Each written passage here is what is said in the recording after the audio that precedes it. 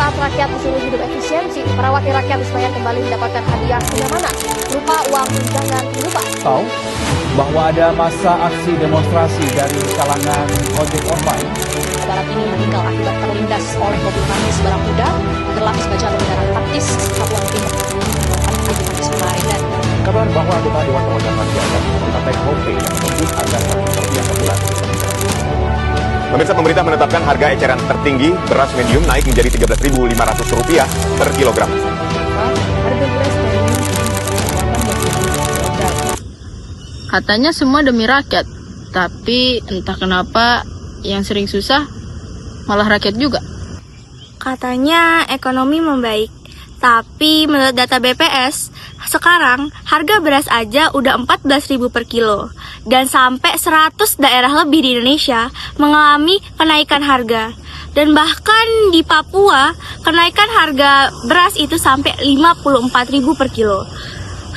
Jadi kalau misalnya katanya perekonomian ini bisa dikendaliin, kayaknya itu yang dikendaliin cuma narasinya deh, bukan harganya.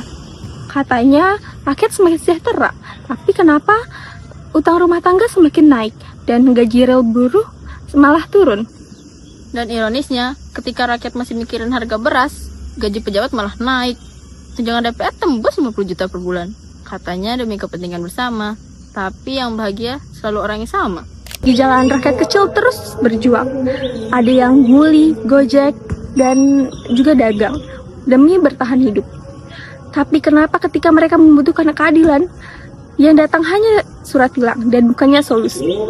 Katanya hukum itu adil, tetapi kenapa jika yang kecil salah dikit langsung kena, yang besar salah banyak malah dapat tanggung maaf? Dan saat rakyat turun ke jalan, mereka malah dibilang pengganggu. Padahal mereka mungkin cuma mau didengar, bukan dibungkam dengan janji yang baru. Dan di tengah itu ada saja korban yang tidak punya salah apa-apa. Bukan pejabat, bukan juga orang-orang besar, tapi hanya rakyat kecil yang hanya mencari rezekinya.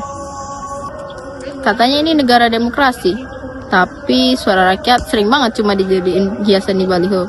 Dan setiap rakyat nanya, jawabannya pasti selalu sama. Percayalah, ini semua demi kebaikan.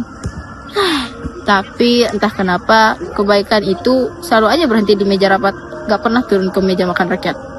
Meskipun begitu, rakyat tetap bangun pagi, tukang ojek tetap menyalakan motor, pedagang tetap membuka lapak, dan anak-anak tetap sekolah dengan penuh semangat.